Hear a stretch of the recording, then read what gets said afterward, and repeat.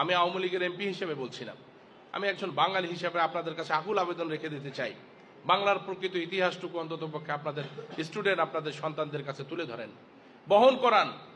এতে করে কোনো একটা পক্ষের মানুষ তৈরি হবে না, কিন্তু এতে করে খাঁটি একজন বাঙালি তৈরি হবে। এই বাংলাদেশকে ভালোবাসার মানুষের এখনো অনেক বড় অভাব। এতভাবে চিৎকার করি, এতভাবে দায়িত্ব থাকা মানুষগুলোকে অ্যালার্ট করার চেষ্টা করি, কিন্তু এখন পর্যন্ত এত বেশি অসঙ্গতির মধ্যে বসবাস করছি যেটা বলে বোঝাতে পারবো না। আপনারা বলেন যে দেশ পরিবর্তন হবে, দেশ কিভাবে পরিবর্তন হবে যদি মানুষ পরিবর্তন না হয়? আপনারা বলেন যে সমাজ পরিবর্তন দরকার, সমাজ কিভাবে পরিবর্তন হবে যদি মানুষ পরিবর্তন না হয়? অনেকগুলো অসঙ্গতির সঙ্গে আজকে আমাদেরকে চলতে হচ্ছে। আমরা সেই মানুষের কাছ থেকে যেন শুরু করতে পারি, সেই মানুষকে সঙ্গে নিয়ে যেন আমরা কাজ করতে পারি। একজন ব্যক্তি যখন পরিবর্তন হয়ে যাবে, একটা পরিবারের পরিবর্তন আসবে। একজন ব্যক্তি যখন পরিবর্তন হবে, একটা সমাজের পরিবর্তন আসবে।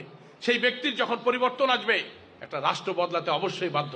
আমরা যে সমস্ত অসঙ্গতি, যে সমস্ত অভিযোগ নিয়ে আজ পর্যন্ত আমরা বিভিন্ন জায়গায় বসবাস করছি, আজকের এই 7ই মার্চে বঙ্গবন্ধু শুধুমাত্র দেশের জন্য নয়, উনি যে প্রতিবাদের সুর আমাদেরকে শুনিয়ে গেছেন, যে প্রতিরোধ গড়বার জন্য মানুষকে, বাঙালিকে উদ্বুদ্ধ করে গেছেন, সেটা শুধুমাত্র দেশের জন্য নয়, দেশের যেখানে অসঙ্গতি হবে, যেখানে অন্যায় হবে, বীর বাঙালির সন্তান যেন সেখানে প্রতিবাদের কণ্ঠ উচ্চারিত করতে পারে, একটা অবস্থান তৈরি করতে পারে।